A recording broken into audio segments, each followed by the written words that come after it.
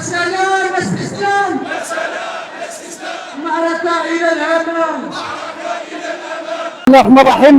نور الدين الحراق رئيس الجامعه الوطنيه لارباب المقاهي والمطاعم المغرب.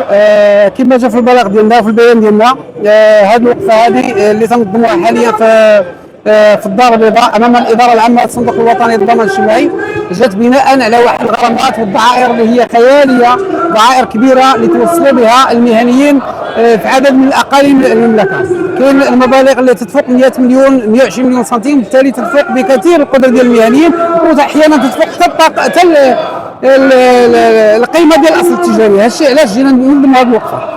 احنا المطالب ديالنا كانت واضحه منذ البدايه، ورسلنا فيها مرارا وتكرارا للمسؤولين المعنيين بهذا القطاع هذا، بما فيهم المؤسسه ديال الصندوق الوطني للضمان الاجتماعي، وكذلك الوزارات المعنيه بهذا القطاع ديالنا. كذلك المطلب ديالنا مطلب كان بسيط جدا، وهو تيتعلق بتقسيم هذيك الاصل ديال الدين، انه يتقسم على واحد الاقساط اللي تتناسب مع القدره ديال المهنيين. راه ما يمكنش اي واحد تيدخل 3000 درهم يخلص 10000 درهم كقسط شهري للصندوق الوطني للضمان الاجتماعي.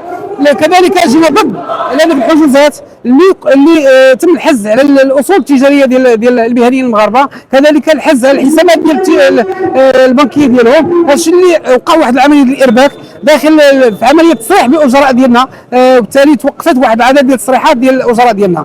كذلك هذه الوقفه هذه جات بناء على ضد الترسانه القانونيه اللي تخضع لها قطاع المقاهي والمطاعم، لانه تنقولها مرارا وتنقولها كاع في المنابر الاعلاميه، وتنقولها في واحد المؤسسات في البرلمان بانه يستحيل التنزيل ديالها على ارض الواقع. قلنا لا بد نحاول ما امكن نشخصوا هذا القطاع ونشوفوا واش هذه القوانين ملائمه ولا قابله للتنزيل ولا لا. لكن للاسف الشديد لغرض في نفس يعقوب خلى هذه القوانين واللي سميناها قوانين احتياليه اللي ممكن ادت لافلاس واحد العدد ديال الوحدات ديال القطاع ديال المقاهي والمطاعم. حنا في هذه الوقفه مستمرين طبعا في الاشكال النضاليه ديالنا، واكيد كاين توجه عام باش غيكون اضراب وطني على المستوى الوطني ضد اذا ما كانش التفاعل بشكل جدي مع المطالب ديالنا، لان ما يمكنناش نقبلوا كل نهار نسمعوا واحد العدد كبير ديال الوحدات ديالنا انهم تيتصدوا بسبب هذه القوانين، بسبب هذا التعسف بعض المراقبين ديال الصندوق الوطني للضمان الاجتماعي.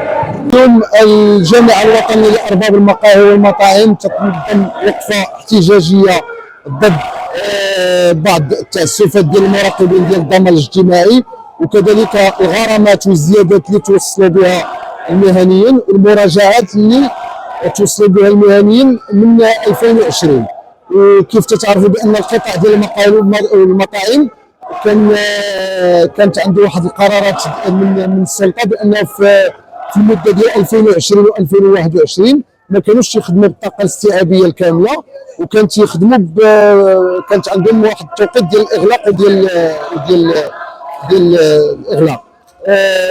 اليوم الجامعه الوطنيه تقدم هذه الوقفه هذه بطلب من جميع الفروع ديال المملكه، وحضروا معنا اليوم واحد العدد ديال المهنيين من جميع الفروع ديال المملكه.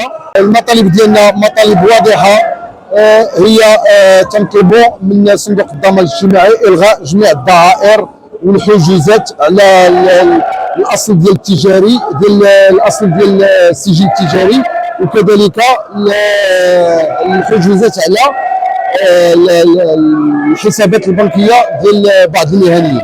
شكرا لكم بعد الحضور معنا في هذه الوقفه الاحتجاجيه اللي جات على اثر توصل عدد من المهنيين غرامات وضعائر فقط الاصل ديال القيمه ديال الاصل التجاري. جينا اليوم جميع فروع المملكه باش نعبروا بشكل سلمي ونعلنوا باننا حنا ماشي كنتهربوا من اداء الحصص على الاجراء ديالنا، حنا جينا باش نهيكلوا القطاع وباش نتمكنوا من تصريح جميع الاجراء ديالنا، وكل واحد ياخذ حقه، لانه ولينا كنشوفوا انه حنا ما قادرينش، ولكن عيب اننا نخليو الاجراء ديالنا خارج المنظومه.